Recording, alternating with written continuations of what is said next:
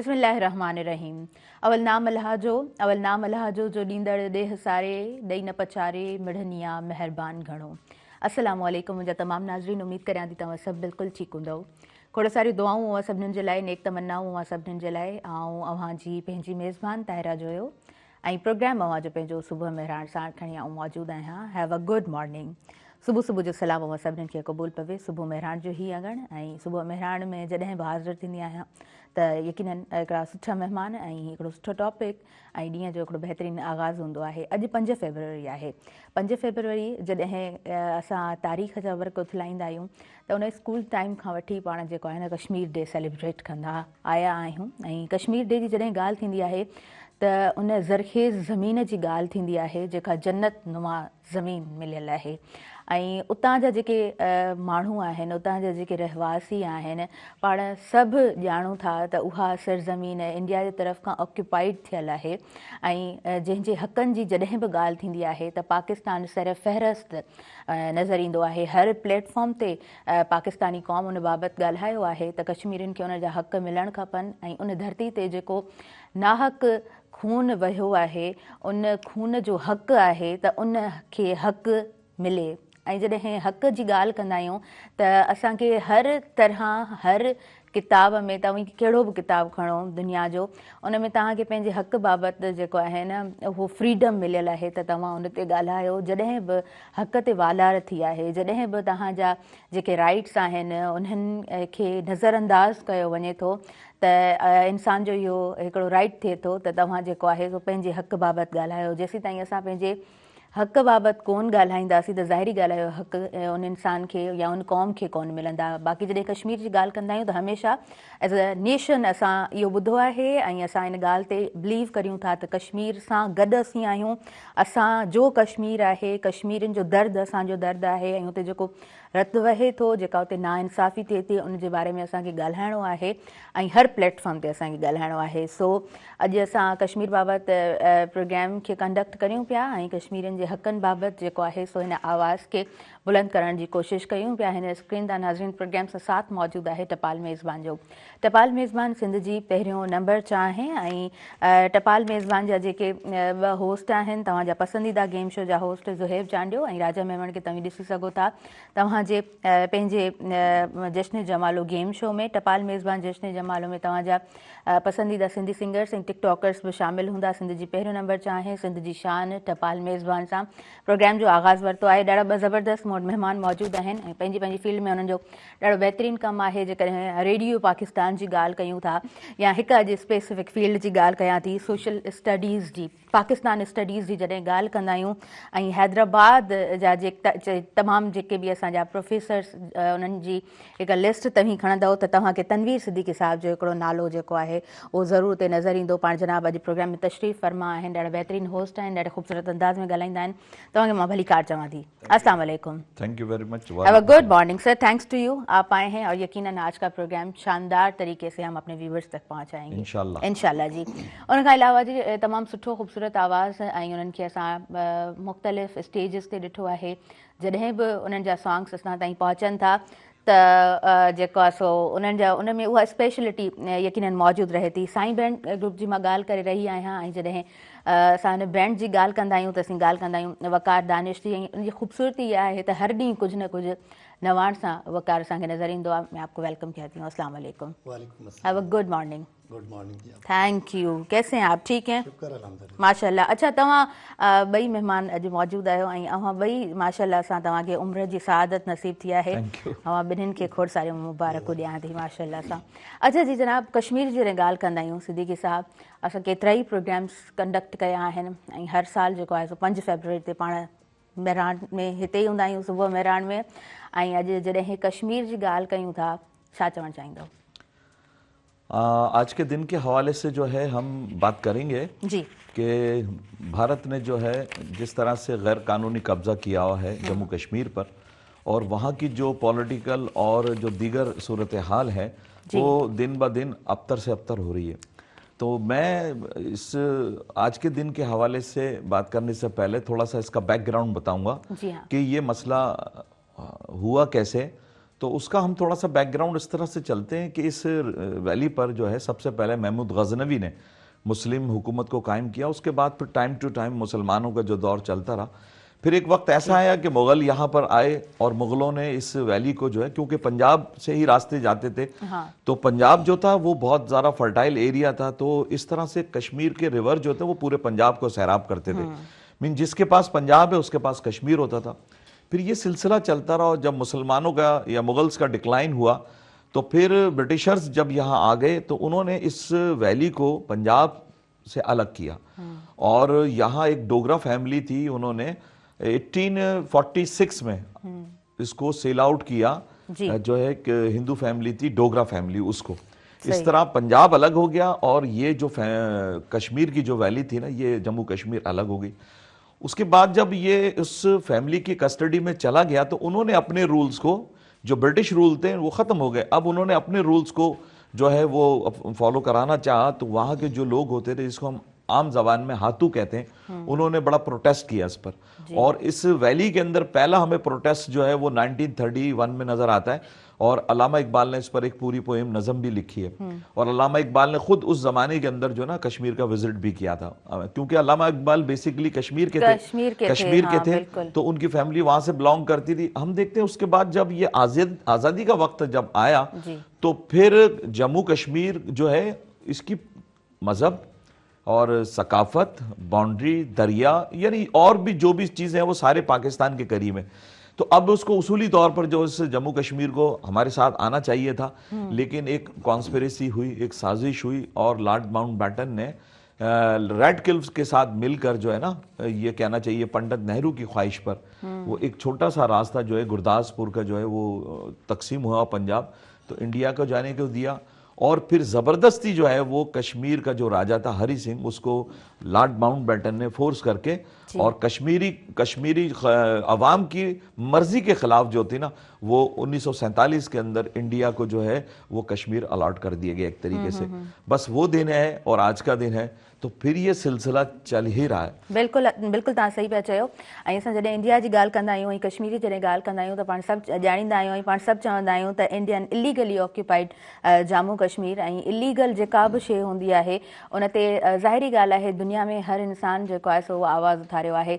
चयो वञे थो त जिथे असांजो भरवारो मुल्क ख़तमु थिए थो त उते जमहूरियत बि ख़तमु थी वञे थी, ऐं जॾहिं कश्मीर जी ॻाल्हि अचे थी त उहो ऑक्यूपाइड आहे।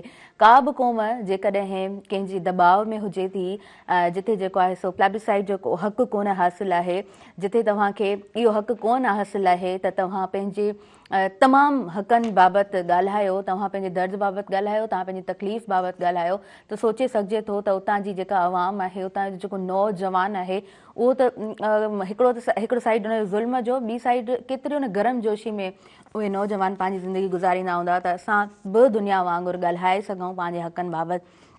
अच्छा वकार, तव्हां बि मौजूदु आहियो ऐं मां चाहींदसि त तव्हां बि अॼु जे टॉपिक ते थोरो ॻाल्हायो ऐं तव्हां खां बि कुझु ॿुधंदासीं अॼु ज़रूरु। बिल्कुल जी, कश्मीर जो है वो हमारी शहरग है जी। मैंने जो सॉन्ग कंपोज किया है उसमें इसका हवाला भी है, अभी जब हम उसे सिंग करेंगे तो आप उसे सुनेंगे। तो ये तो जाहिर है हम कश्मीर को हम अपना अटूट अंग समझते हैं और हम समझते हैं कि ये हमारा जो है हमारे जिस्म का हिस्सा है ना कश्मीर, तो उसके बगैर हम किस तरीके से हम उनकी जदोजहद के साथ हैं। 75 साल से जो है वो पूरी कौम उनके साथ आवाज़ से आवाज़ मिलाकर उनके साथ खड़ी है। और ये 5 फरवरी का जो दिन हम सेलिब्रेट करते हैं, ये दिन इस बात की गवाही है कि हम कश्मीरियों की आवाज़ हैं और पाकिस्तान जो है वो कश्मीर के साथ है और साथ रहेगा। सही, बिल्कुलु, आमीन जी आमीन। असां यूनाइटेड नेशंस जी जॾहिं बि ॻाल्हि कंदा आहियूं, UN जी जॾहिं बि ॻाल्हि कंदा आहियूं, ऐं तव्हां जेतिरा बि अॼु ॾींहं ताईं किताब पढ़िया हुजनि जिथे इंसानी हक़नि बाबति ॻाल्हि थींदी आहे त उते यूनाइटेड नेशंस जी ॻाल्हि ज़रूरु थींदी आहे।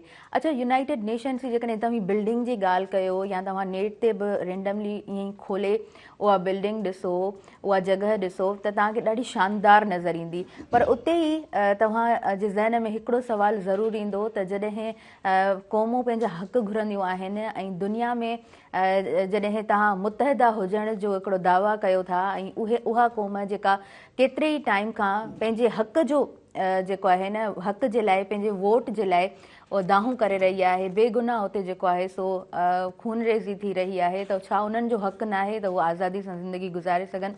नाज़रीन, जॾहिं पाकिस्तान जी ॻाल्हि कंदा आहियूं त पाकिस्तान हर नौजवान चवंदो आहे त कश्मीर शहरग आहे। शहरग जो मतिलबु छा हूंदो आहे? साह वारी रग। ऐं साह वारी रग ते जेकॾहिं माना ईअं थींदो आहे न, कॾहिं कॾहिं माण्हू मानी खाईंदे थोरो ज़रो बि जेकॾहिं गले में अटकी ईंदो आहे त इंसान खे केॾी तकलीफ़ थींदी आहे।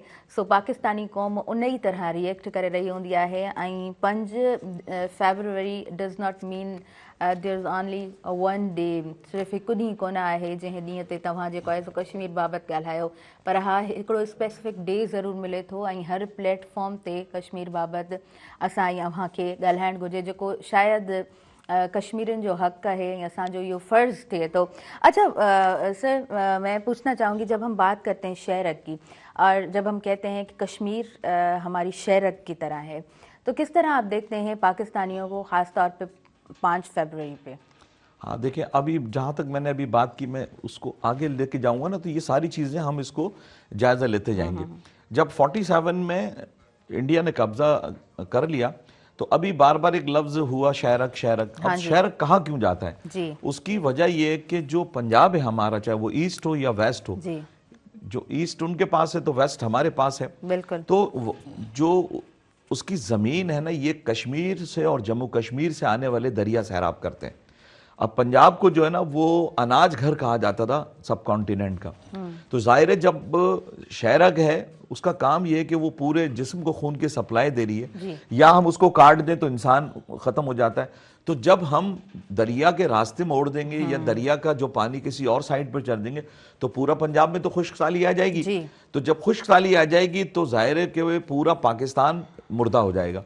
तो इस वजह से कश्मीरी दरियाओं की वजह से, जम्मू कश्मीर के दरियाओं की वजह से रावी, सतलज, ब्यास, झेलम, चनाब, ये 5 दरिया हैं जो जिनका आगाज जम्मू कश्मीर से, हिमाचल से है और ये एंड होते हैं भावलपुर पर, पंजनद पर। तो अब ये पूरे ईस्ट और वेस्ट को सैराब करते हुए यहाँ पर आके ख़त्म होते हैं। यानी उस ज़मीन की जो जरखेज़ी है, वहाँ के लोगों का जो डिपेंड है ज़िंदगी का, वो है कश्मीर के रिवर्स पर। तो जब वो रिवर्स ही आप जो है ना उसका साइड कुछ और कर देंगे, पानी नहीं आएगा, तो ना तो वो इंसान के लिए बेहतर है और ना ज़मीनों के लिए बेहतर है। इस वजह से कश्मीर को जो है ना कायदे आज़म ने भी ये कहा कि ये हमारी शहरग है।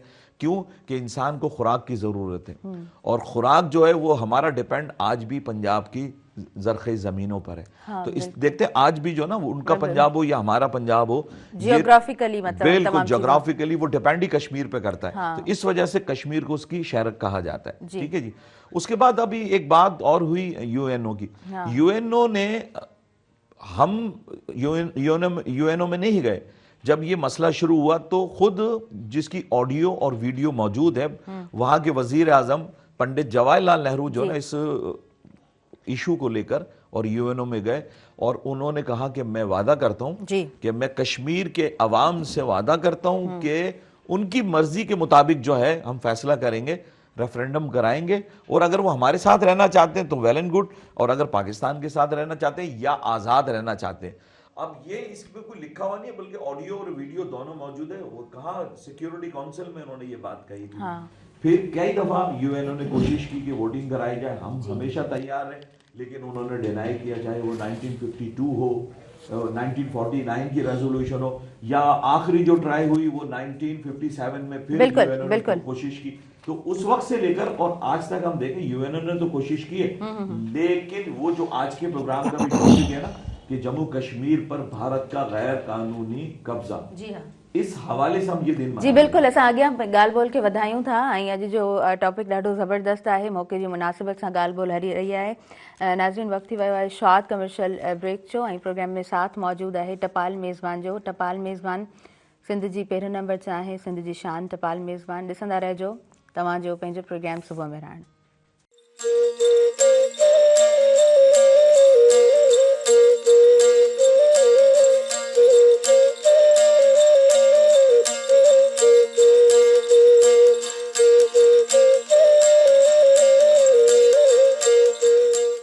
नाज़रीन, सभिनी ॾिसंदड़नि खे आउं ॿीहर वेलकम चवां थी अव्हां जे पंहिंजे प्रोग्राम सुबुह में रहण में।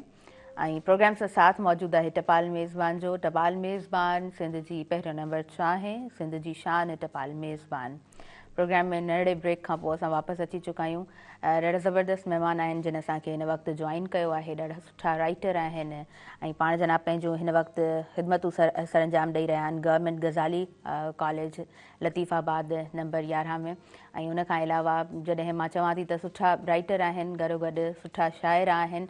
ईअं थींदो आहे त कुझु असांखे न शाइर अहिड़ा नज़र ईंदा आहिनि जेके लिखंदा त ॾाढो सुठो आहिनि, पर वरी जॾहिं पोइट्री पढ़ण जी ॻाल्हि ईंदी आहे न त उहो माना ॿुधंदा त आहियूं ऐं उहो ख़्यालु ॾाढो ख़ूबसूरत हूंदो आहे, पर उहा पढ़णी जेका आहे न एॾी ख़ूबसूरत कॾहिं कॾहिं कोन असांखे लॻंदी आहे। पर जेके महिमान असांजा मौजूदु आहिनि ॾाढे ख़ूबसूरत अंदाज़ में लिखंदा आहिनि, ॻाल्हाईंदा ॾाढे ख़ूबसूरत अंदाज़ में आहिनि ऐं पढ़ंदा पोइट्री ॾाढे शानदार अंदाज़ में आहिनि। द वन एंड ओनली अनवर सागर साहब, तव्हांखे भलीकार चऊं था। अस्सलामु अलैकुम, कीअं आहियो सर? ठीकु आहियो? फर्स्ट क्लास माशाल्लाह जी, ज़बरदस्त ज़बरदस्त सर। काफ़ी टाइम खां पोइ तव्हां प्रोग्राम में आया आहियो ऐं अॼु 5 फरवरी आहे।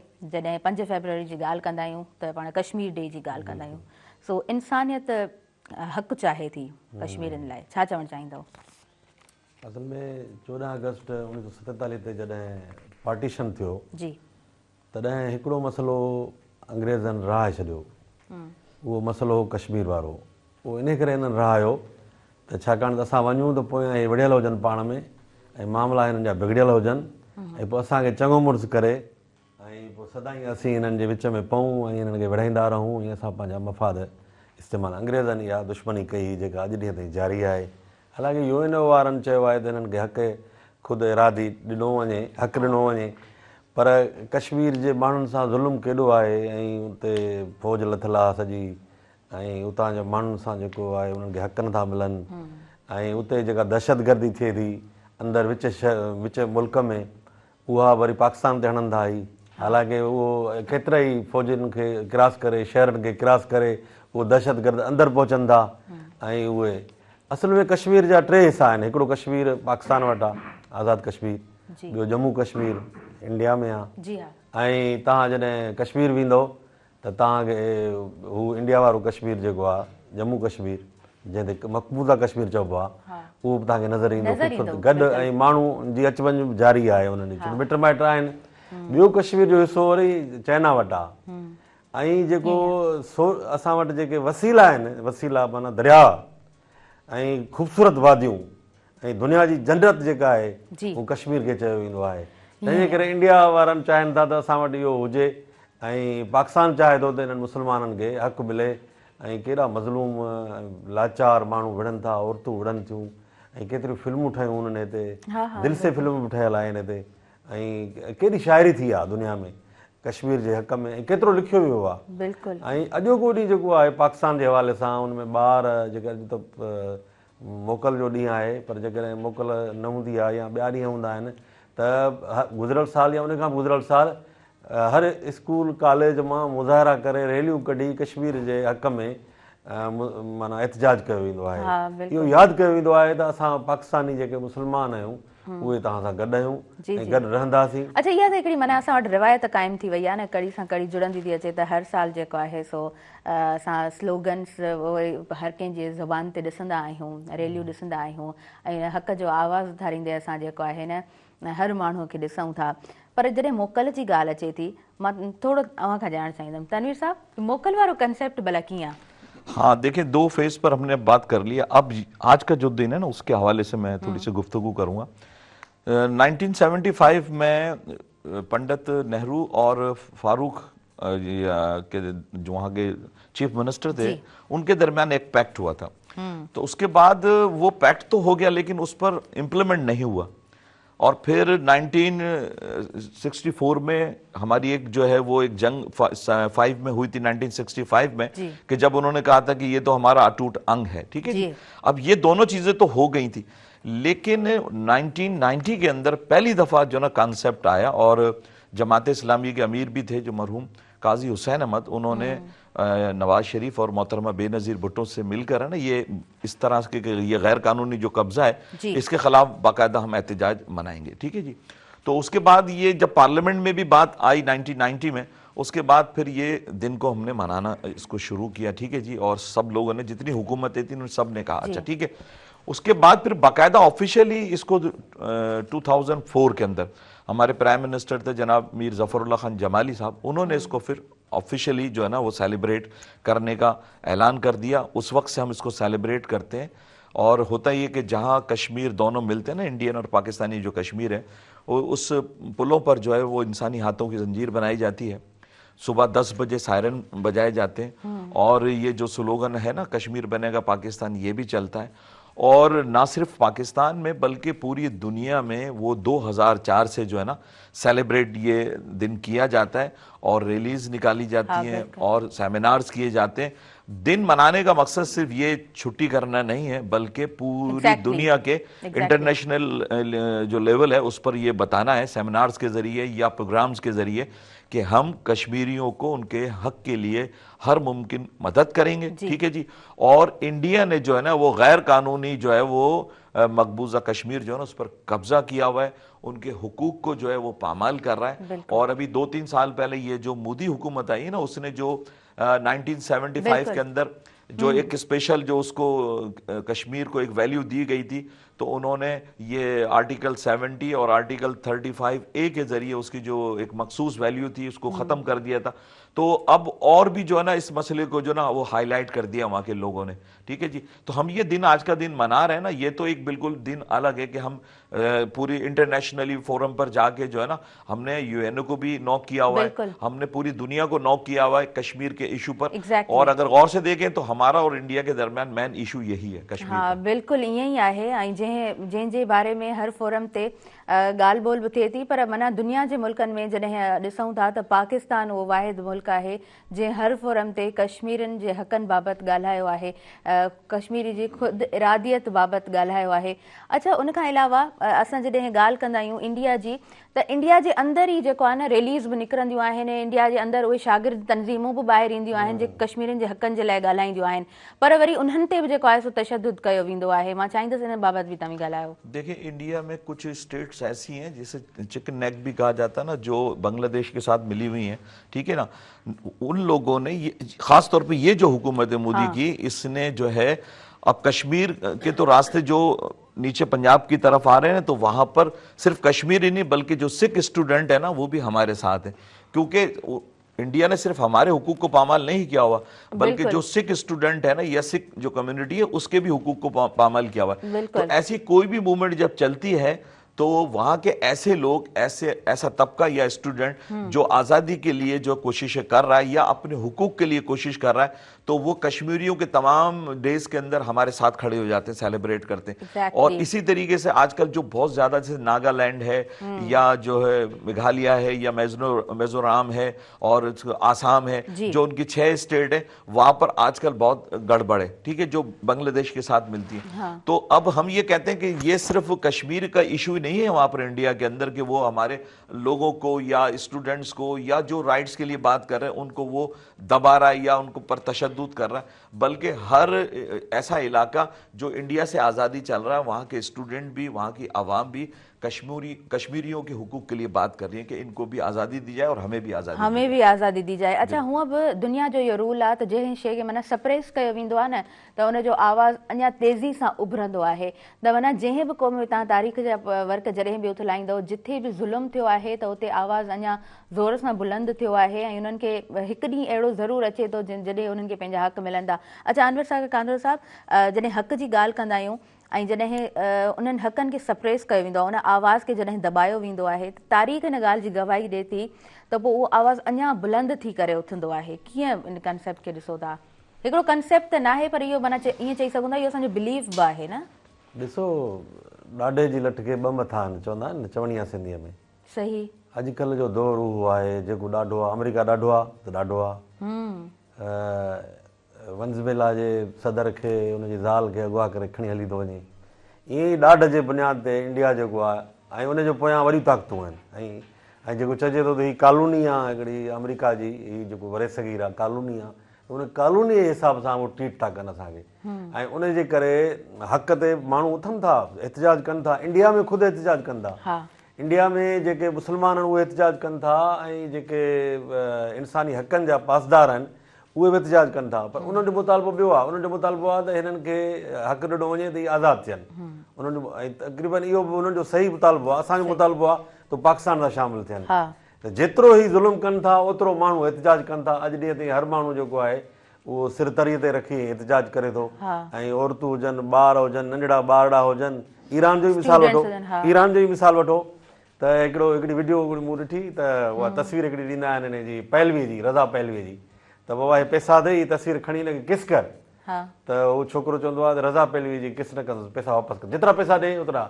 त उहो बि हक़ खे दॿाइण आहे। उते बि कश्मीर में बि हक़ खे दॿाइण आहे। जिते जिते तव्हां ज़ुल्म जे ख़िलाफ़ उनखे दॿाईंदो ओतिरो एहतिजाज थींदो, ओतिरो माण्हू अॻिते ईंदा, ओतिरो तव्हां ज़ुल्म सां, ॾाढे जी लठ सां ये जुल्म खत्म नथा कर सको। बिल्कुल बिल्कुल। अच्छा सर, जब हम बात करते हैं दो हिस्से कश्मीर के या टे हिस्सा जैसे कश्मीर की गाल कंदा आहियूं, मैं चाहूँगी कि आप तारीख को भी टच कर रहे हैं और खूबसूरती पे भी बात करें। जी प्लीज। देखिए अच्छा सर, मैं इंटरप्ट कर रही हूँ, लाइव कॉलर हैं, पहिरीं कॉल जेका जो प्रोग्राम में शामिल कयूं था। हेलो जी, अस्सलाम वालेकुम। अदी अस्सलाम वालेकुम, याहिया बात कर रहा हूँ कराची से। जी याहिया, मैं आपको वेलकम करती हूँ। कैसे हैं आप? ठीक हैं? अल्हम्दुलिल्लाह, आप माशाल्लाह बड़ा अच्छा समझदारी से प्रोग्राम करती हैं, क्वेश्चन अच्छे करती हैं और तमाम मेहमानों को सलाम हो। जैसे इनके भाई ने कहा, देखिए बात ये कि हमने छुट्टी तो बना ली, पूरा सारे मुल्क बंद है, लेकिन इस छुट्टी को, इसकी छुट्टी के मकसद को समझना बहुत जरूरी है। कश्मीर, वो आपने जैसे कहा ना, हमारी शहर है। शहर एक्ट का मकसद ये होता है कि आपकी अगर शहर मुतासिर होती है तो आपका पूरा जिस्म मुतासिर होता है, तो इसीलिए हम इसको इम्पोर्टेंस देते हैं। और जो कश्मीरियों की जो ये एक्चुअली ये सारा ह्यूमन राइट्स का मसला है, सिर्फ हमारा मसला नहीं है। लेकिन अनफॉर्चुनेटली मेरा सवाल भी इन लोग से ये भी है कि क्योंकि इतनी बड़ी यूएन चार्टर मंजूर हो चुका है, हमारे भुट्टो साहब, बेनजीर साहिबा ने बहुत इसके लिए काम भी किया, और भुट्टो साहब ने तो ये भी कहा था कि हम इस पर कभी कॉम्प्रोमाइज नहीं करेंगे। लेकिन अनफॉर्चुनेटली जितनी भी हम एफर्ट्स कर रहे हैं, हम लोग करते हैं और हम बातचीत भी करते हैं, लेकिन हमारे जो इवन OIC भी कोई खास पेशरफ नहीं कर सकी इस सिलसिले के अंदर। और ये इसके बारे में मुझे जरा ये इनसे पूछे। और एक और बात ये हमें समझने की है ना, लेकिन बात ये कि आपको अवेयरनेस होना बहुत जरूरी है। जो लोग ये कहते हैं ना कि हमारा क्या है, लेकिन जो मैं सिर्फ की मिसाल ताहिर ऐसी देता हूँ कि अगर आपके चौथे घर के अंदर आग लगी हो, अगर आप उसकी फिक्र नहीं करेंगे ना, तो आपके घर में वो आग आ जाएगी। तो इसलिए जरूरी है कि इससे आगाही हम हासिल करें। Thank you so much. Thank you Yahya, thank you so much. Yahya जॾहिं बि कॉल ते शामिल थींदो आहे त टॉपिक जे हिसाब सां ॻाल्हाईंदो आहे, सवाल भी ॾाढा सुठा हूंदा अथसि। सो यस सर, पहले याहिया के सवालों में जवाब देना चाहेंगे? देखिए, वो खुद ही सवाल किया, उन्होंने खुद जवाब भी दिया। हाँ, ये मतलब वो कर देते हैं, वो अपना बता देते हैं। जी। और उनकी जो बात थी उसके जवाब में पहले जो फेज था ना, उसमें मैं दे चुका हूँ। ठीक है कि वाकई हम छुट्टी के लिए सिर्फ नहीं कर रहे, बल्कि अवेयर कर रहे हैं लोगों को इंटरनेशनली कि भाई हम ये छुट्टी क्यों सेलिब्रेट कर रहे हैं और हमारा मोटिव क्या है, जो है ना कश्मीर के हवाले से। ठीक है जी। दूसरी बात ये कि जो गवर्नमेंट भी पाकिस्तान में आई है ना, उन्होंने इसको सॉल्व करने के लिए बहुत कोशिश की है। इंटरनेशनली UNO ने भी की है। अच्छा, अब बात आती है OIC की। OIC की जितने भी इजलास हुए ना, प्रेसिडेंशियल जितने इजलास हुए हैं, तो उसमें इस एजेंडे के अंदर हमेशा ये रहा है, ठीक है, जो भी बड़े बड़े टॉप क्लास के मुस्लिम कंट्रीज के प्रॉब्लम है या मुस्लिम उम्मा के जो मसाइल हैं, उसके अंदर जो एक दो तीन जो होते हैं ना, उसमें कश्मीर का, अफगानिस्तान का, इराक का जो और इशू, लेकिन कश्मीर का इशू हमेशा उसके एजेंडे के अंदर शामिल रहा है। तो कोशिश तो कर रहे हैं हम, लेकिन चूंकि हम पर वो जो ना, जो अनवर साहब की बात सही है कि वो डंडा जो है ना अमेरिका के हाथ के अंदर है या वो बना हुआ है, तो वो एक लाइक ए कॉलोनी हमको जो है ना वो एक कहना चाहिए कि कंसीडर करके, और वो नहीं चाहते कि ये मसला हल हो, क्योंकि अगर ये मसला बिटवीन पाकिस्तान और इंडिया हल होता है तो फिर बाकी क्या रह गया, फिर तो कुछ रहता ही नहीं है ना। ठीक है। अच्छा, अब मेरा अपना मौकिफ ये है, जो तारीख हमने पढ़ी है, कि कश्मीर जो है वो तो है ही पाकिस्तान का ना। अगर वही बात के जियोग्राफिकली अगर हम देखें, अगर आप नहीं, आप सिर्फ इतना देख लेना कि जब ब्रिटिशर्स ने वो जो अमृतसर पैक्ट किया था 1846 के अंदर, तो बेचा कितने में था? सिर्फ 75 लाख रुपए के अंदर बेचा था। वो जो डोगरा फैमिली थी, उससे पहले कश्मीर किसका पार्ट था? पंजाब का पार्ट था। ठीक है जी। अब जब इंडिया तकसीम हो रहा है, तो उसकी तकसीम पर जो फार्मूला था ना, वो मुस्लिम अक्सरियत थी ना, कि भाई इसके अंदर, तो उन्होंने क्या किया कि उसको जानबूझकर बेच दिया था कि इसको हम जो है वो एक कहना जी शहरक की तरह इस्तेमाल करेंगे। तो देखें, अब खूबसूरती, वसाइल या और जो चीजें, कल्चर, मजहब, ये बात की चीजें, सबसे पहले इंसानी हुकूक है। ठीक है। अब नो डाउट इसमें कोई नहीं कि कश्मीर को जन्नत नजीर कहा जाता है, ठीक है जी, बहुत कुछ है वहां पर। तो अब वो जो हमने आज के प्रोग्राम का टॉपिक किया है कि इंडिया का जम्मू कश्मीर पर गैर कानूनी कब्जा, ठीक है, यानी वो किसका पार्ट है? वो पार्ट हमारा है, उसने गैर कानूनी कब्जा किया हुआ है, ठीक है। अब हम सॉल्यूशन की तरफ इसके आते हैं, ठीक है जी। वे फॉरवर्ड वहां से 47 से लेकर आज तक कितनी सारी कोशिश हुई है और 2004 के अंदर तो हम एक फार्मूले तक पहुंच गए थे, ठीक है जी। और फार्मूला ये था, एक था कि चनाब फार्मूला, कि चनाब के लेफ्ट साइड पर जो है वो इंडिया को दे दिया जाए, राइट वाला पाकिस्तान को दे दिया जाए, या जो अभी जिसके पास है वो उसको बाउंड्री मान लिया जाए, ठीक है। और तीसरा फार्मूला जो है, जिस पर मैं भी जिसके हक में हूं, कि वहां पर रेफरेंडम कराया जाए और उनसे पूछा जाए, क्योंकि जगह उनकी है, रहना उनको है, इंसानी हुकूक की बात उनकी है, माल उनका है, सब कुछ उनका है कश्मीरियों का।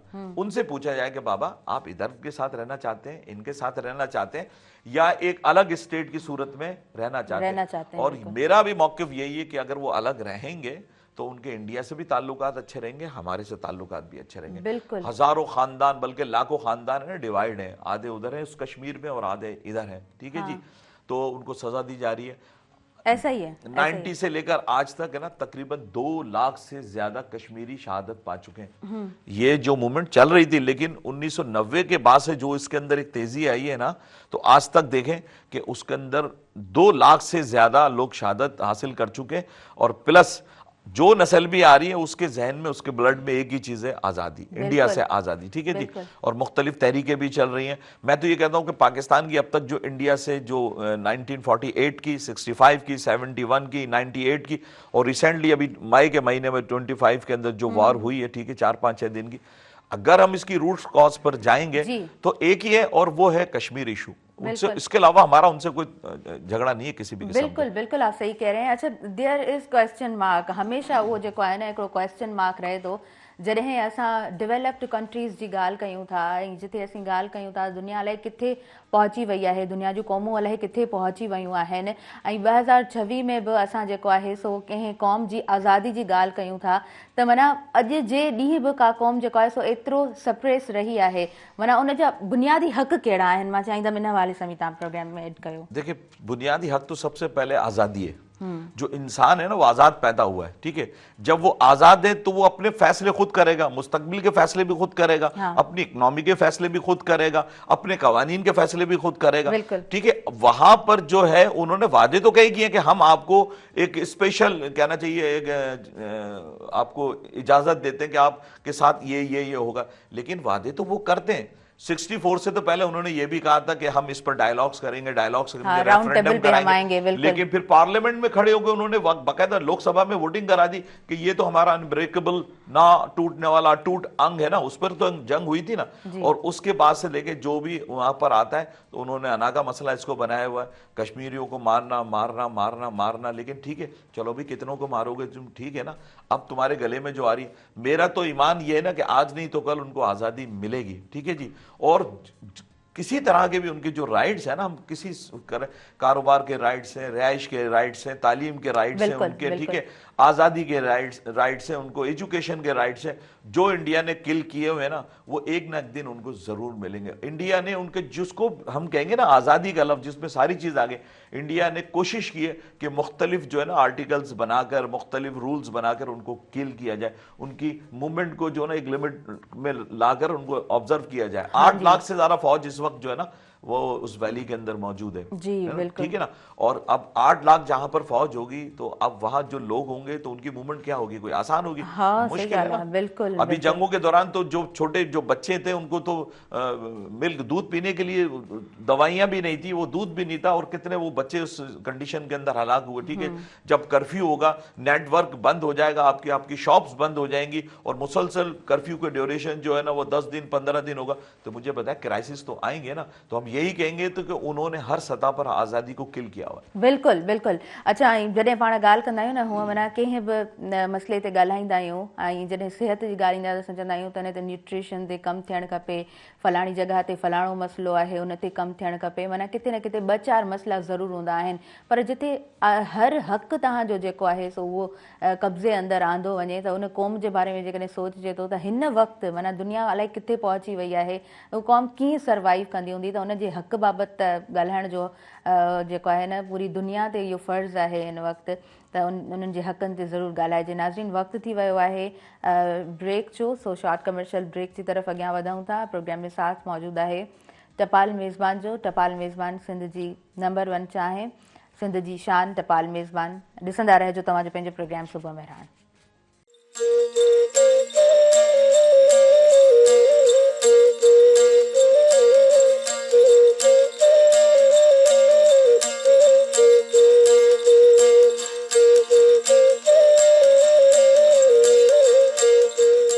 नाज़रीन, सभिनी ॾिसंदड़नि खे आउं ॿीहर वेलकम चवां थी अव्हां जे पंहिंजे प्रोग्राम सुबुह मेहरान में, जंहिंसां साथ मौजूदु आहे टपाल मेज़बान जो। टपाल मेज़बान सिंध जी नंबर 1 चाहे, सिंध जी शान टपाल मेज़बान। ऐं प्रोग्राम खे जॾहिं कंडक्ट कंदी आहियां टपाल मेज़बान जो ज़िक्र थींदो आहे, छो त स्पॉन्सरशिप प्रोग्राम में टपाल मेज़बान जी आहे। ऐं हूअं बि मां ॻाल्हि कंदी आहियां त सुबुह जो वक़्तु हुजे, ब्रेकफास्ट कयूं ऐं चांहि न हुजे त माना लॻंदो आहे त ब्रेकफास्ट जी जेका असांजी प्लेट आहे उहा खुटियल आहे। प्रोग्राम में जॾहिं मौजूदु हूंदी आहियां ऐं टपाल मेज़बान चाहे जॾहिं हथ में हूंदी आहे त प्रोग्राम खे अञा वधीक सुठे अंदाज़ में अव्हां ताईं पहुचाइण जी कोशिशि हूंदी आहे। कश्मीर डे जे हवाले सां ॻाल्हि ॿोल प्रोग्राम में हले पई, ऐं कश्मीर जेको जंहिं सरज़मीन जी ॻाल्हि कंदा आहियूं त असां ख़ूबसूरती जी ॻाल्हि कंदा आहियूं, ऐं उते जेकॾहिं रतु वहे थो, उते नाइंसाफ़ी थिए थी, उतां जे हक़नि खे दॿायो वञे थो, त असांजो मां पहिरीं बि चयो ऐं मां बार बार चवंदसि त असांजो इहो फ़र्ज़ु आहे त उन्हनि जे हक़नि बाबति पाण ॻाल्हायूं जेकॾहिं पाण वटि को बि प्लेटफॉर्म मौजूदु आहे त। ऐं पाण सभिनीनि वटि खोड़ सारा प्लेटफॉर्म्स मौजूदु आहिनि, पाण सभु सोशल मीडिया यूज़ कंदड़ आहियूं, ऐं असांखे पंहिंजो आवाज़ु ज़रूरु उथारणु घुरिजे। आवाज़ु उथारण जो माना फ़ाइदो इहो बि हूंदो आहे त जॾहिं तव्हां हू चवंदा आहियूं न हैशटैग बि पाण लॻाईंदा आहियूं, ऐं उहे जेको आहे सो घणा काउंट थींदा आहिनि, त पोइ उनजो जेको आहे न हिकिड़ो असरु ज़रूरु मौजूदु रहे थो। नाज़रीन, प्रोग्राम जी तरफ़ अॻियां वधूं था, ऐं तनवीर साहब असांजे प्रोग्राम में मौजूदु आहिनि, ऐं वकार दानिश असांजे प्रोग्राम में मौजूदु आहिनि, अनवर सागर कांदड़ साहब असांजे प्रोग्राम में मौजूदु आहिनि। ऐं मूं पहिरीं बि चयो त सभिनीनि जो पंहिंजी पंहिंजी फील्ड में माशाअल्लाह ॾाढो ज़बरदस्त कमु आहे। सो वकार यको जेको आहे न ॻाल्हियूं ॿुधियूं पिए ऐं कश्मीर जे हवाले सां ज़िक्र हलियो पिए, पर वकार हाणे तव्हांजो टर्न आहे, तव्हां कुझु ॿुधंदासीं। जी एक सॉन्ग है दुनिया के ज़मीर को जो है जगाने के लिए जी, इसमें कुछ लाइंस हैं और उम्मीद करते हैं कि ये सॉन्ग सुनकर शायद दुनिया जागे और कश्मीरियों को भी कहा जाए इंशाअल्लाह। जी, बिस्मिल्लाह करें।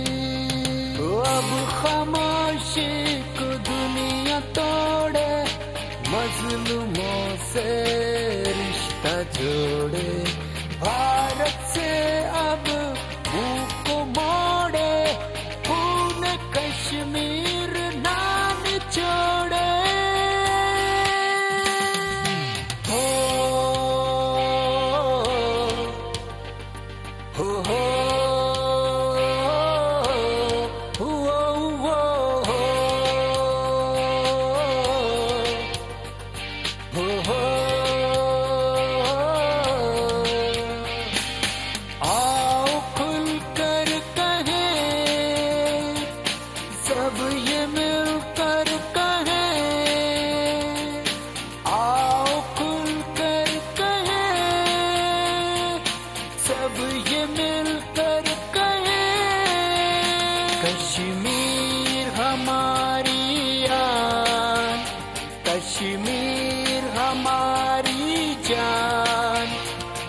कश्मीर है शहरग, ओ ये जाने सारा जग। ओ कश्मीर हमारी आन, कश्मीर हमारी जान, कश्मीर है शहरग, हाँ ये जाने सारा जग। कश्मीर हमारी आन, कश्मीर हमारी जान, कश्मीर है शहरग, ये जाने सारा जग। ज़बरदस्त, बहितरीन, इलाही ख़ूबसूरत अशार ऐं ॾाढे ख़ूबसूरत अंदाज़ में तव्हां ॻायो आहे। आवाज़ तव्हांजो इलाही सुठो आहे माशाअल्लाह सां। अच्छा, सिंध धरती खे सूफ़ियनि नौलियान करामनि जी धरती चयो वेंदो आहे ऐं जॾहिं सिंध धरती जी ॻाल्हि कंदा आहियूं, असां पाकिस्तान जी ॻाल्हि कंदा आहियूं त अमन पसंद असांजी क़ौम ॼाणाई वञे थी दुनिया में ऐं असां अमन बाबति ॻाल्हायो आहे, थोरो सेवण बाबति बि ॻाल्हाईंदासीं, पर अनवर सागर साहिबु ब्रेक जो टाइम हुयो ऐं अव्हां चयो त मां कश्मीर बाबति ज़रूरु जेको आहे सो थोरो पंहिंजे तरफ़ खां जेको आहे न कंक्लूजन मुंहिंजो हूंदो, सो प्लीज़ छा चवणु चाहींदव? हा, ॾिसो, कराचीअ मां जेका ॻाल्हि आई उन नौजवान जेको सुवालु कयो उन ते मूंखे कुझु चवणो आहे प्लीज़। त मौजूदा वक़्त में कश्मीर जो इशू मसइलो जेको आहे पाकिस्तान किथे पहुचायो आहे इन ते ॻाल्हाईंदुसि मां मुख़्तसिर। त शंघाई कॉन्फ्रेंस थी, उन में इंडिया पहलगाम जो जेको दहशतगर्दी चवनि था उहो रखाए न सघियो रेज़ोल्यूशन में, माना मज़म्मत न कराए सघियो, पर पाकिस्तान शंघाई कॉन्फ्रेंस में कश्मीर जो मसइलो खयों ऐं उन में इंक्लूड कराए सघियो। नंबर ॿियो, पाकिस्तान जॾहिं हाणे गज़ा अमन फोर्स जेको अमन फोरम ठहियो आहे उन में $1 बिलियन ॾेई ऐं शामिलु थियो आहे। उन में रूस बि न थियो आहे, चाइना बि न थियो आहे, सऊदी अरब न थियो आहे, पर UAE थियो आहे, पाकिस्तान थियो आहे। जॾहिं पाकिस्तान ते तनक़ीद थी त बाबा हे त हमास खे बेहथियार करण वारो फोर्स आहे, त पाकिस्तान चयो त असां हिन में कश्मीर जो मसइलो रखंदासीं, हीउ कश्मीर जो मसइलो उते बि रखंदा। बहरहाल इहा सिचुएशन आहे कश्मीर जे हवाले सां। हाणे अचूं था हाणे अचूं था कलंदर लाल शहबाज़ जो मेलो जेको आहे 7, 8 ऐं 9 फरवरी ते सेवण में, सेवण जेको क़दीम शहरनि मां आहे, जीअं क़दीम दुनिया जा शहर आहिनि, यूनान जो शहर एथेंस, ठटो, मुल्तान ऐं अहिड़ा लाहौर, अहिड़ा शहर जेके आहिनि, अजमेर शरीफ़, दिल्ली जिते निज़ामुद्दीन औलिया वेठो आहे, अजमेर शरीफ़, हा, त इन्हनि शहरनि में सेवण खे वॾो रुतबो हासिलु आहे। उते हज़रत कलंदर लाल शहबाज़ जेके आहिनि उहे 538 में यानी 1143 में आया मरवंद खां।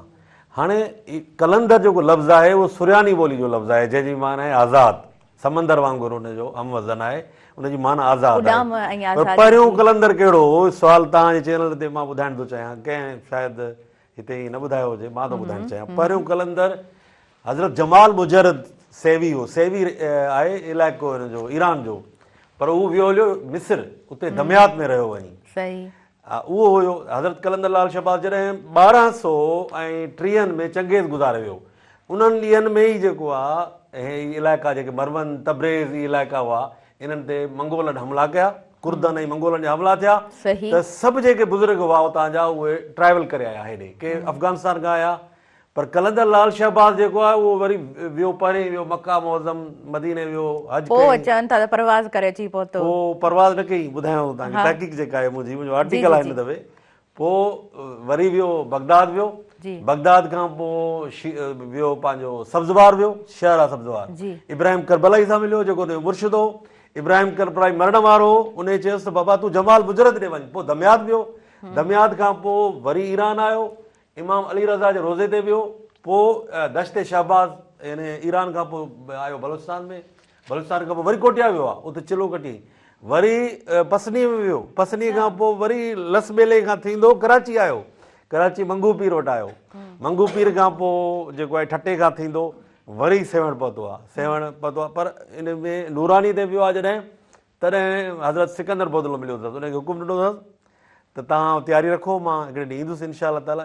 हज़रत सिकंदर बोदलो जेके आहिनि उच्च शरीफ़ खां आया, उन्हनि जो ॾाढो जेको आहे पानीपत खां आयो, माना उहो बि एॾो वॾो आलिम हो, एॾो वॾो पढ़ियलु लिखियलु हो, जो क़ुरान शरीफ़ जे हिकिड़े लफ़्ज़ जी जेका तशरीह कंदे उन 70 मानाऊं कढियईं ऐं जेका आहे ॿेपर जी नमाज़ खां मग़रिब जी नमाज़ ताईं उन ते बहस माना उन ते डिस्कस कयईं, माण्हुनि खे ॿुधाए पियो एॾो वॾो। त पोइ कलंदर लाल शहबाज़ हितां जेको आहे सेवण खां थी पोइ सखर वियो आहे, सखर खां पोइ वियो आहे मुल्तान। सदरुद्दीन शाह जो जेको आहे मक़बरो सखर में, माण्हू जेके ईंदा आहिनि पंजाब मां उहे उते ईंदा आहिनि पहिरीं मेलो करणु, पोइ ईंदा आहिनि हेॾे, ठीकु आहे, उहे पोइ ईंदा आहिनि हेॾे। त पोइ वरी हाज़िरी भरे ईंदा आहिनि, माना इहा उन जी ज़ाहिरीन जी इबादत में शामिल आहे, माना हिकिड़ी क़िस्म जो। पोइ मुल्तान वियो आहे, लॻभॻि 10 साल मुल्तान में रहियो आहे, वरी पानीपत वियो आहे, दिल्ली वियो आहे, इहो रस्तो वठी GT रोड जेको आहे, GT रोड वठी जालंधर जेके शहर अंबाला इहे शहर वठी दिल्लीअ में वियो आहे। हाणे दिल्लीअ में उन वक़्तु निज़ामुद्दीन औलिया जेको आहे उहो ॿार हो नंढो अञा, ऐं ॿियो जेको चिश्तिया बुज़ुर्ग हुआ हुते उहे वॾी उमिरि जा हुआ, उन्हनि सां मिलियो आहे न मिलियो आहे इहा तहक़ीक़ तलब ॻाल्हि आहे, पर अजमेर शरीफ़ वियो आहे। इन जे करे सेवण खे अजमेर शरीफ़ चयो वेंदो आहे।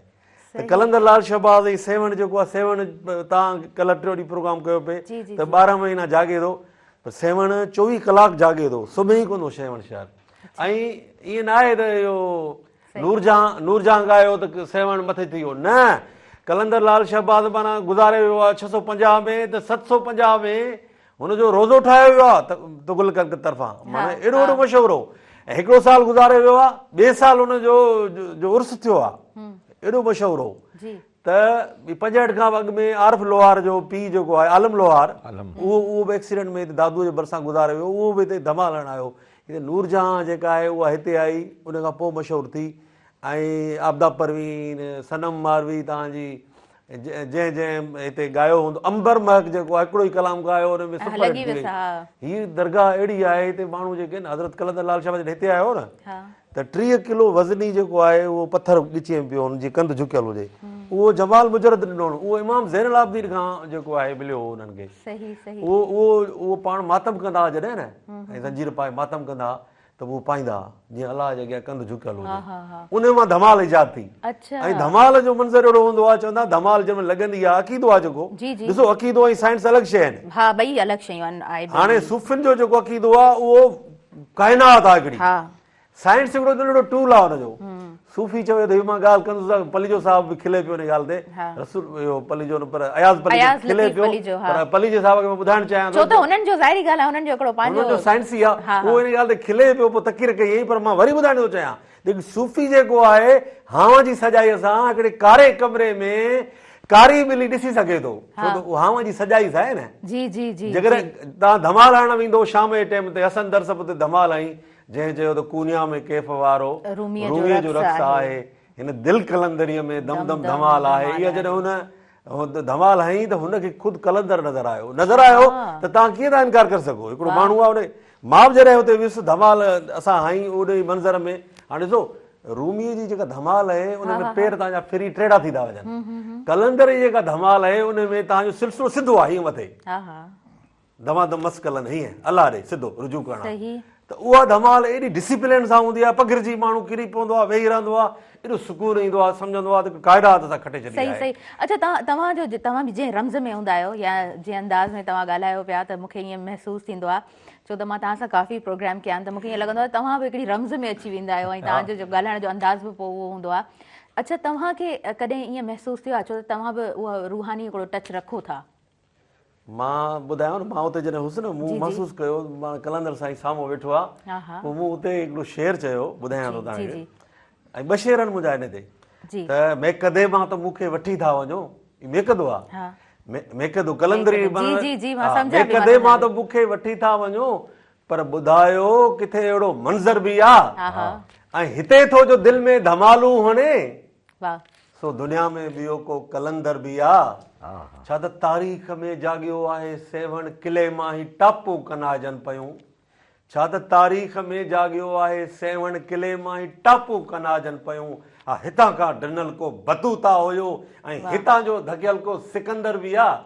त इहो उन ई रम्ज़ में, उन में ई, ऐं जॾहिं तव्हां न उन में अंग्रेज़ जो साइमन डगबे आयो, जंहिं किताब लिखियो कलंदरनि ते, उन ॾिठो त चई बाबा हीअ त धमाल जो मंज़र अहिड़ो मूं दुनिया में न ॾिठो आहे, एॾो ज़बरदस्त तव्हांजो जहिड़ो मराक़बो आहे, एॾो माण्हू डिसिप्लिन सां तरीक़े सां नगारो वॼे थो, नगारे जी थाप सां हू रक़्स कनि था, अलाह सां रुजू कनि था त इहो सेवण में हिकिड़ो वॾो मंज़र आहे। ऐं ॾिसो मेले में माण्हू पेजरो काहे ईंदा आहिनि, फिटी कंदा आहिनि, पेरी उघाड़े मेंदियूं खणंदा आहिनि, नारा हणंदा वेंदा आहिनि, जेसीं हाज़िरी न ॾींदा हुते समुंड हूंदो आहे माण्हुनि जो, ऐं 15 खां 20 लख माण्हू हूंदा आहिनि। एॾो वॾो मेलो पाकिस्तान में थींदो ई कोन्हे, पर दुनिया में कोन थींदो आहे। दुनिया में कुंभ मेलो आहे, जी तादाद में माण्हू अचनि था, एॾे माना 15 खां 20 25 लख करे 30 लख माण्हू थियनि था। हा हिन दफ़े बि 30 लख ॼाणायो वियो आहे, माना अंग अखर जेके शाया कया अथनि न, त माना सोचिजे थो त कलंदर जी नगरी में एतिरा माण्हू कीअं अचनि था ऐं कीअं एडजस्ट थी वञनि था।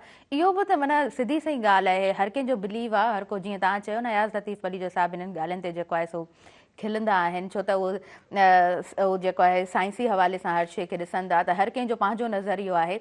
पर असीं वरी जॾहिं ॾिसंदा आहियूं ऐं अंग अखर ऐं इन्हनि बाबति सोचींदा आहियूं त चवंदा आहियूं त इहो बि त हिकिड़ो माना करिश्मो ई आहे न, त हा हेतिरी नगरीअ में एतिरा माण्हू कीअं अचो एडजस्ट थियो वञनि। ऐं हिन दफ़े माना यकीननि जेतिरा बि असांजा व्यूअर्स आहिनि ऐं जिन जी उहा प्रैक्टिस रही आहे, मां ईअं चवां त इहे प्रैक्टिसिस तव्हांजूं रहियूं आहिनि हर साल कलंदर जे मेले ते वञण ऐं सॼो साल तयारियूं रखणु, छो त माण्हू मेलनि ते वञण लाइ सॼो साल तयारियूं कंदा आहिनि। हिकिड़ी ॻाल्हि ॿुधो, जी जी, हीउ जेको उतां आया हिते हिकिड़ो पैगाम खणी आया अमुन जो, हीउ चवनि पिया त बाबा मज़हबी जेकॾहिं मुला आहिनि उन्हनि जे ख़िलाफ़ु कलंदर जेके आहिनि इहे मुलनि जा हिमायती न हा, इहे इंसानियत जा अलमबरदार हुआ। पर साइंस में इंसानियत जी ॻाल्हि थी करे, कलंदर में इंसानियत जी ॻाल्हि था कनि। हीअ मस्जिद मंदर जी ॻाल्हि कोन था कनि, हुते शिव जो मंदर हो सेवण में, अच्छा हिंदू जेको उहो उतार था सम्झनि, हिंदू पाण कलंदर खे उतार था सम्झनि, हिंदू मञनि था हिनखे। जेकॾहिं मसइला न हुजनि न त अधु खां घणो हिंदुस्तान हिते आयल हुजे कलंदर जी मज़ार ते। हिते इन्हनि सूफ़ियुनि खां पोइ इंतिहा पसंदी ख़तमु थी, ऐं तव्हां ॾिठो धमाको जेको थियो, बम फाटो कलंदर जे रोज़े में, ॿिए ॾींहुं हिननि सूफ़ियुनि जेको आहे धमाल आई ऐं चयो बाबा असां धमाल हणूं था, असांखे जेको धमाल सां एहतजाज कंदासीं, दहशतगर्दी मुर्दाबाद, धमाल ज़िंदाबाद, कलंदर ज़िंदाबाद। इहो छा आहे? इहो फिक्र इहो आहे, तव्हां उॾेरोलाल में जेको आहे ॾिसो मस्जिद मंदर गॾनि, इहो इन जे करे आहे त हिननि सूफ़ियुनि हिते जी पैगाम आंदो। हुतां हुननि ॾिठो त इस्लाम असांजो तबाह पिया कनि ही मंगोल, त हाणे इस्लाम में कहिड़ी ॻाल्हि आहे, हिननि चयो त हाणे हिननि में सूफ़ियज़म जी ॻाल्हि कजे। जीअं सिख मज़हब ठहियो हिंदुनि जे मज़हब मां, चयो बाबा इस्लाम ऐं हिंदू गॾाए हिकिड़ो सिख मज़हब था ठाहिनि। अच्छा अनवर सागर कांदर साहिब, हीउ जेको टॉपिक आहे इहो ॾाढो लेंदी टॉपिक आहे, हिन ते ॻाल्हाइजे त असांखे घणो टाइम खपंदो, पर अॼु जो जेको प्रोग्राम करण जो ख़ासि मक़सदु बि मां थोरो ॿुधाईंदी हलां। जॾहिं कश्मीर जी ॻाल्हि कयूं था ऐं वरी मेलो बि आहे, त ज़ाहिरी ॻाल्हि आहे हुनजे हवाले सां बि डिस्कस हले पियो। ॻाल्हि हक़ीक़त में आहे अमन जी, उहा धरती जेका हमेशह अमन जी प्रचारक रही आहे, ऐं असीं हमेशह जॾहिं बि मौक़े जी मुनासिबत सां को बि प्रोग्राम कंदा आहियूं त पोइ हिकिड़ो ई मैसेज स्प्रेड करण जी ॻाल्हि कंदा आहियूं, उहो अमन जो आहे। ऐं पोइ उहो फ़िरक़नि में उन्हनि में तक़सीम तमामु शयुनि खे कोन कंदा आहियूं। ॻाल्हि हूंदी आहे त दुनिया ताईं उहो जेको आहे न उहो मैसेज कीअं स्प्रेड कजे। अच्छा तनवीर साहब, मैं आपकी तरफ भी बढ़ना चाहूँगी और कश्मीर के हवाले से ही आपसे डिस्कस करना चाहूँगी। कलंदर लाल शहबाज जो तव्हां सां डिस्कस थिए पियो, असां जॾहिं दुनिया जी ॻाल्हि कयूं था, अच्छा दुनिया इस मसले पर खामोश क्यों है? मतलब ये भी तो एक दुनिया का सवाल है। देखिए दुनिया तो खामोश नहीं है इस मसले पर। हाँ ये है कि कुछ मतलब तमाम अगर कुछ लॉबीज हैं जो इस मसले को बाईपास करते हैं, डिमोलिश करते हैं, आने नहीं देते। लेकिन पाकिस्तान जहाँ जहाँ गया, जैसे अनवर साहब ने बताया, शंघाई जो कॉन्फ्रेंस थी उसमें एजेंडे में हमने शामिल कराया, OIC ने अपने एजेंडे में किया, या पाकिस्तान की जो भी कहने तरजीहात है ना उसके अंदर सबसे पहली तरजीह ही है। ठीक है, अब बात ये है कि ये जो दिन मना रहे हैं ना हम, ये इस दिन मनाने का मकसद ही है कि दुनिया को अवेयर किया जाए कि बाबा इस तरह से इनके साथ जुल्म हो रहा है, ये इनके राइट्स हैं। ठीक है जी, आज का दिन सिर्फ पाकिस्तान में सेलिब्रेट नहीं किया जा रहा कि भाई हमने हॉलीडे कर लिया, हम घर नहीं, जलसे भी हो रहे हैं, जुलूस भी हो रहे हैं, और पूरे UK में, अमेरिका में, कनाडा में या और यूरोपीय ममालिक में ये दिन मनाया जा रहा है। और वहाँ जितने कश्मीरी वहाँ गए हुए हैं, बाकायदा वो रोड पर एहतजाज भी कर रहे हैं, प्रोटेस्ट कर रहे हैं, और जो इंसानी हुकूक के कहना चाहिए जो डिपार्टमेंट हैं, जो इदारे हैं, उनके सामने मुजाहरे भी हो रहे हैं, अपनी यादाश्त जिसे हम कहते हैं वहाँ भी वो जमा करा रहे हैं और इसको कर रहे हैं। ठीक है, अब बात ये है कि मेरे घर में आग लगी है तो शोर तो मैं मचाऊंगा ना, ठीक है, लेकिन धुआं पड़ोस में भी जाएगा। लेकिन अगर कोई दूसरे मोहल्ले में रह रहा है, अगर जब तक हम उसको नहीं बताएंगे कि भाई इस घर में जो है आग लगी है, ये इफेक्टेड लोग हैं, तो मसला ज़्यादातर ये है कि लोग आजकल जो है ना आराम परस्त ज़्यादा है, उनको पता ही नहीं कि ये मसला है क्या, ठीक है। लेकिन पाकिस्तान जो है ना इस मसले को और कश्मीरी अपनी जद्दोजहद के जरिए पूरी दुनिया को अवेयर कर रहे हैं। माना कहीं कहीं आगे हम फ्लॉप हो गए हैं, ठीक है, और ऐसा लगता है कि यूएनओ के भी हाथ बंद है, लेकिन जो यूएनओ की जो प्रॉब्लम टेबल है उस प्रॉब्लम टेबल पर अफगानिस्तान का मसला, कश्मीर का मसला, फ़लस्तीन का मसला और बहुत सारे ममालिक के मसाइल लिखे हुए हैं, ठीक है, और हम उसको नॉक करते रहते हैं, लोगों को अवेयर करते रहते हैं। और ऐसा नहीं है कि लोग यूरोप के अंदर जो पढ़े लिखे लोग हैं वो इंशाअल्लाह ताला, देखें आज आप देखेंगे शाम को वीडियो चलेंगे, कश्मीरियों के साथ खड़े होकर उनके राइट्स के लिए प्ले कार्ड भी होंगे, स्लोगन भी होंगे, उनकी डिमांड्स भी होंगे। बाहि लगंदी आहे त उन घर में शोर घणो हूंदो आहे, पोइ उहो आसपास धुओं केसीं ताईं पहुचे थो, केसीं ताईं असां जेको आहे सो उन बाबति ॻाल्हि कयूं था। इहो पाकिस्तान जी उन्हनि प्रायोरिटीज़ में जॾहिं ॾिसूं था त कश्मीर जो मसइलो असांखे on the top of priority मिले थो ऐं उन लिस्ट में असांखे पहिरियों नंबर ते नज़र अचे थो। नाज़रीन, वधीक असीं ॻाल्हायूं था त कश्मीर जो जेको ही मसइलो आहे उन खिते जे लाइ अमुन केतिरो ज़रूरी आहे, वधीक इन ते ॻाल्हि ॿोल कंदासीं, पर वक़्तु थी वियो आहे शॉर्ट कमर्शियल ब्रेक जो। सो पहिरियां ब्रेक वठंदसि। प्रोग्राम में साथ मौजूदु आहे टपाल मेज़बान जो, काॾे न वञिजो, ॾिसंदा रहिजो सुबुह मेहराण।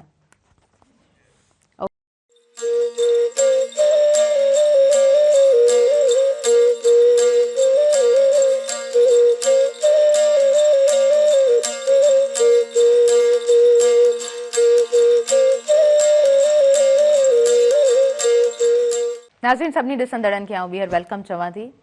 ऐं हाणे पंहिंजे प्रोग्राम सुबुह मेहरान में जिन साथ मौजूदु आहे टपाल मेज़बान जो। टपाल मेज़बान सिंध जी पहिरियों नंबर चाहे सिंध जी शान टपाल मेज़बान। मुंहिंजा आयल मुआज़िज़ महिमान प्रोग्राम में मौजूदु आहिनि ऐं ॾाढे ख़ूबसूरत अंदाज़ में ॻाल्हि ॿोल हले पई ऐं कलंदर लाल शहबाज़ जो मेलो उन हवाले सां बि डिस्कस हलियो आहे। 5 फेबररी कश्मीर डे उन हवाले सां बि प्रोग्राम में ॻाल्हि ॿोल हले पई ऐं वकार साहब असांजे प्रोग्राम में मौजूदु आहिनि। वकार दानिश ॾाढा ख़ूबसूरत पाण सिंगर आहिनि, ॾाढो सुठो उन्हनि जो आवाज़ु आहे, तव्हां खां बि कुझु ज़रूरु ॿुधंदासीं। अच्छा, मैंने ब्रेक पे जाने से पहले एक बात की कि मसला कश्मीर उस खित्ते के लिए अमन कितना ज़रूरी है, मैं चाहूँगी इस पर ज़रूर रोशनी डालिए। देखें, कश्मीर का खित्ता नहीं बल्कि आप इसको जनूबी एशिया कहें, सही है? ये पूरा एक जो रीजन है ना हमारा, तो मसला कश्मीर में, लेकिन उससे इफेक्टेड जो है ना ये सारा रीजन है, ठीक है। अब कश्मीर एक है, यहाँ से पाकिस्तान, यहाँ से इंडिया, ऊपर चाइना, ठीक है, साइड में अफगानिस्तान, फिर बांग्लादेश।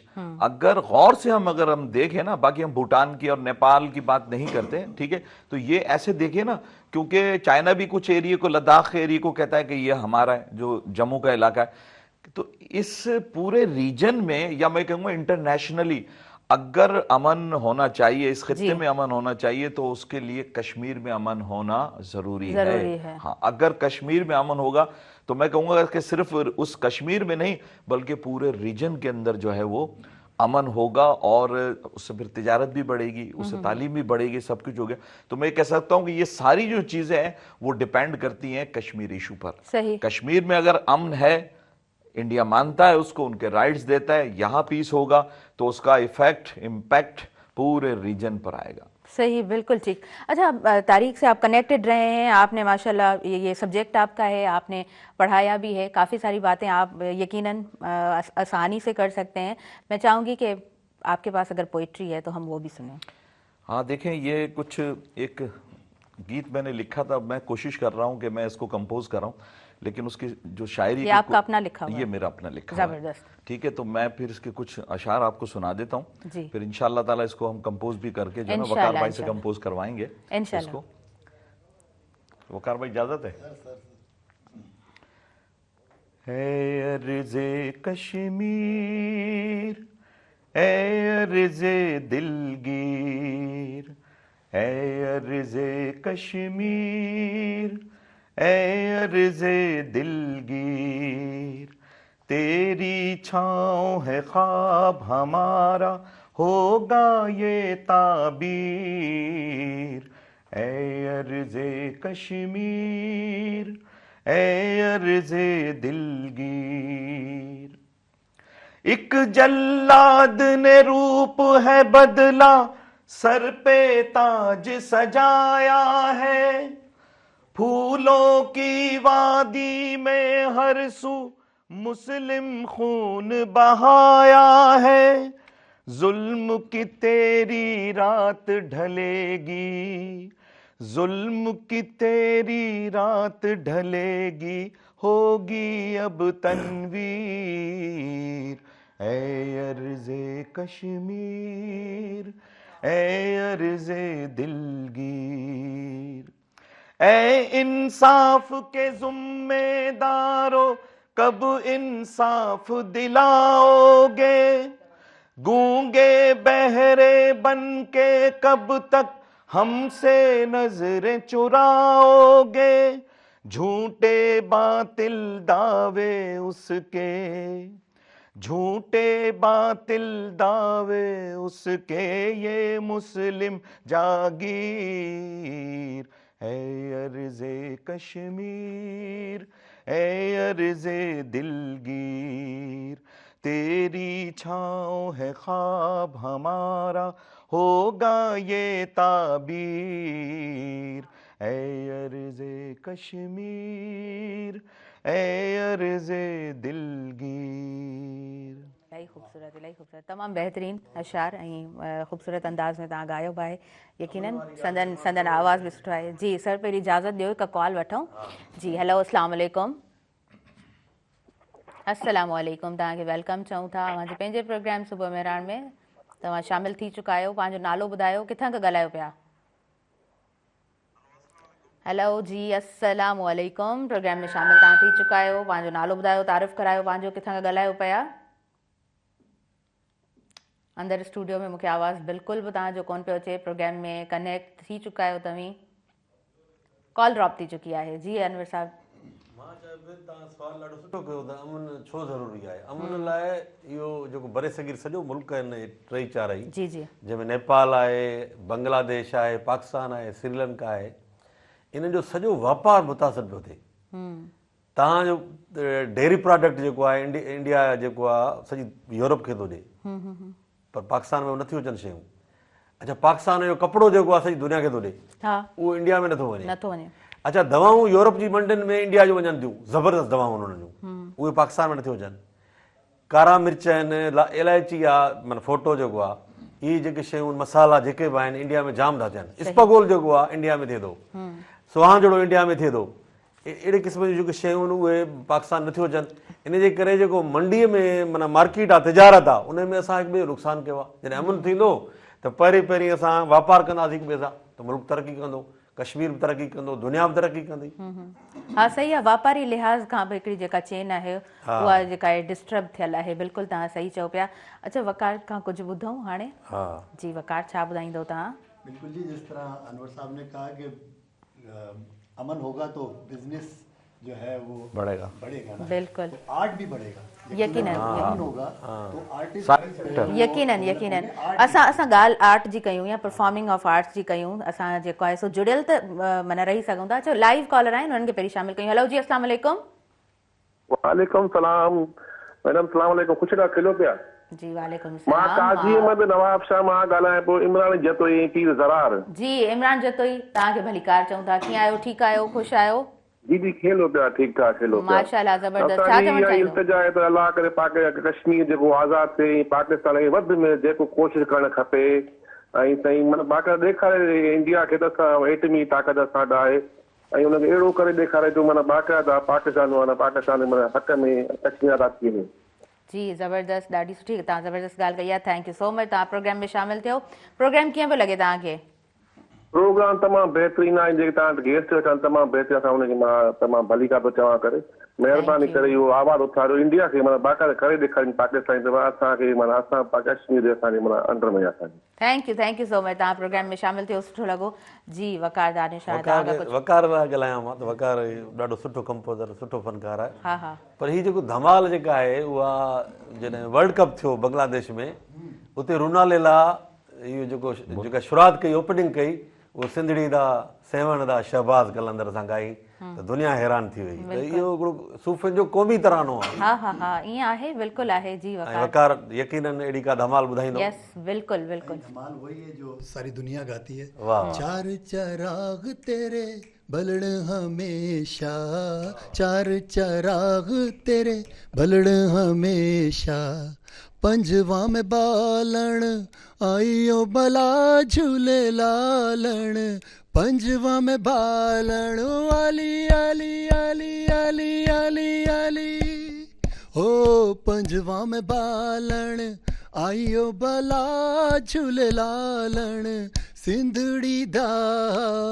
सैवण दा सखी शाहबाज कलंदर, दमादम मस्त कलंदर, सखी शाहबाज कलंदर, अली दम धम दे अंदर, अली दा पहला नंबर, हो मुर्शिद लाल कलंदर, कलंदर लाल कलंदर, अली शाहबाज कलंदर, अली दम धम दे अंदर, हो लाल मेरी पत रखियो भला झूले लालण, सिंधड़ी दा सैवण दा सखी शाहबाज कलंदर, हक दमादम मस्त कलंदर, अली शाहबाज कलंदर, हक अली दम धम दे अंदर, हक अली दा पहला नंबर, हक ओ मुर्शिद लाल कलंदर, कलंदर लाल कलंदर, अली शाहबाज कलंदर, अली दम धम दे अंदर, हो लाल मेरी, हो लाल मेरी। वाह, बेहतरीन बेहतरीन, तमामु सुठो। ऐं प्रोग्राम जी एंडिंग जी तरफ़ अचूं पिया। ॾाढे ख़ूबसूरत अंदाज़ में प्रोग्राम जी एंडिंग थी आहे, स्टार्ट बि ख़ूबसूरत अंदाज़ में थियो। ऐं धमाल जी जॾहिं ॻाल्हि कंदा आहियूं असां धमाल जो कल्ह बि जेको आहे न तव्हां ॻाल्हि कयो पिया न, कल्ह बि ज़िक्र थी चुको आहे त धमाल जो जेको कंसेप्ट आहे उहो यकीनन हिकिड़ो ख़ूबसूरत कंसेप्ट आहे। ऐं जॾहिं बि तव्हां धमाल ॾिसंदा हूंदो त उहा रम्ज़ तव्हांखे जेको आहे न, को बि इंसानु ॾिसंदड़ बि उन रम्ज़ में अची वेंदो आहे, तव्हांजी जेको आहे सो उहा कैफ़ियत ज़रूरु तब्दील थींदी आहे। नाज़रीन, वक़्त जूं घणियूं वधीक असांखे इजाज़त कोन पियूं ॾियनि, ऐं प्रोग्राम में असां वधंदासीं मैसेज वठण जी तरफ़। सो तनवीर साहब, तव्हां लास्ट में मैसेज वठंदासीं, छा मैसेज ॾींदव? मैं ये कहूँगा कि हम पूरी दुनिया को आज के दिन के हवाले से बताना चाहते हैं कि हम कश्मीरियों के साथ हैं। हर प्लेटफॉर्म पर हम कश्मीर के इशू को जो है वो उजागर करेंगे और इंडिया को और पूरी दुनिया को ये बताएंगे कि एक न एक दिन कश्मीर में आज़ादी का सूरज तुलू होगा और उनको आज़ादी मिलेगी। हम दरवाजे पर दस्तक देते रहेंगे इस मसले को हल करने के, चाहे वो दुनिया का कोई भी प्लेटफॉर्म हो। हम हर हालत में कश्मीरियों के साथ हैं जब तक उनको आज़ादी और उनके हुकूक नहीं मिल जाते। आमीन जी आमीन। ज़बरदस्त, तमामु बेहतरीन। मौके की मुनासिबत सां तनवीर सिद्दीकी साहब जो एक खूबसूरत मैसेज। वकार, क्या कहना चाहेंगे आप इन दी एंड? हाँ, कहना इतना ही है कि याराने जहाँ कहते हैं कश्मीर है जन्नत, हाँ, याराने जहाँ कहते हैं कश्मीर है जन्नत, और जन्नत किसी काफिर को मिली है ना मिलेगी। वाह, बेहतरीन, तमामु यही मैसेज, तमामु सुठो, तमामु ख़ूबसूरत। जी अनवर सागर कांदड़ साहब, छा मैसेज ॾींदव? अरब मुल्क जेके बि आहिनि, अरब लीग आहे ऐं जेको OIC आहे, इस्लामी मुल्क आहिनि, उन्हनि खे अपील करणु चाहींदुसि त तव्हां जेकॾहिं संजीदगीअ सां इहे मुल्क कश्मीर जो मसइलो खणनि त इहो मसइलो हल थी सघे थो। ऐं जेकॾहिं इहे इंडिया सां वापार खां लातालगी कनि ऐं बाइकाट कनि त कश्मीर खे आज़ादी मिली सघे थी, कश्मीर जेको आहे पाकिस्तान जो हिसो थी सघे थो, ऐं कश्मीर ते जेको ज़ुल्म हली रहियो आहे, जेको सितम थी रहियो आहे, उनजो ख़ात्मो थी सघे थो। बिल्कुलु, तव्हां बिल्कुलु सही दुरुस्त फरमायो। ऐं मां चाहींदसि त लाल शहबाज़ कलंदर जे हवाले सां बि तव्हांजो हिकिड़ो मैसेज असांजे तमामु व्यूवर्स जे लाइ हुजे। 7, 8, 9 तारीख़ ते 7 में सॼी पाकिस्तान जा माण्हू, बल्कि दुनिया जा माण्हू हूंदा इंशा अल्लाह ताला। तव्हां सभु हुते गॾु थियो ऐं पंहिंजो जेके कलंदरी फ़िक्र आहे, कलंदरी मशरब आहे, हीउ हिकिड़ो अलॻि सिलसिलो आहे जंहिंजो अॻवान जेको आहे जमाल मुजरद आहे, उन फ़िक्र ते हली तव्हां पंहिंजूं जेके रसूमात अदा कयो ऐं सूफ़नि जो पैगाम जेको मोहबत जो पैगाम आहे, इंसानियत जो पैगाम आहे, ऐं मतभेद खां मथां पैगाम आहे, ऐं बग़ैर जिन्स, बग़ैर फ़र्क़ु, बग़ैर रंग जे सूफ़िन जेको आहे मोहबत जो पैगाम ॾिनो, उन ते हली ऐं ज़ुल्म जे ख़िलाफ़, कूड़ जे ख़िलाफ़, दजालनि जे ख़िलाफ़ जदोजहद करण जो दर्स ॾियनि था, त उन ते अमल करण जो वक़्तु आहे। ऐं कलंदर जो हर साल मेलो जेको आहे असांखे हक़ सच जी ॻाल्हि करण जो जी दर्स ॾिए थो। ज़बरदस्त ज़बरदस्त, तमामु बहितरीनु, ॾाढो सुठो तव्हांजो मैसेज। मां इलाही शुक्रगुज़ार आहियां टिनिनि महिमाननि जी, तव्हां आया, तव्हां टाइम ॾिनो ऐं तव्हांजी मौजूदगी में हिकिड़ो बहितरीनु प्रोग्राम असां पंहिंजे व्यूवर्स ताईं पहुचाए सघियासीं। नाज़रीन, मूंखे ॾींदव इजाज़त ऐं मुंहिंजी इंटायर टीम खे इजाज़त ॾींदो, मुंहिंजे आयल टिन्ही मुअज़्ज़िज़ महिमाननि खे इजाज़त ॾींदो। हिन पूरे प्रोग्राम सां साथ नाज़रीन मौजूदु रहियो टपाल मेज़बान जो, पंहिंजे पसंदीदा गेम शो जे होस्ट ज़हैब चांडियो ऐं राजा मेमण खे तव्हां ॾिसो टपाल मेज़बान जश्न जमालो गेम शो में। टपाल मेज़बान जश्न जमालो गेम शो में तव्हांजा पंहिंजा पसंदीदा सिंधी सिंगर्स ऐं टिकटॉकर्स बि शामिलु हूंदा। सिंध जी पहिरियों नंबर चाहे सिंध जी शान टपाल मेज़बान मूंखे ॾींदव इजाज़त, पंहिंजी दुआउनि में भरपूर रखंदव यादि। अला निगहबान।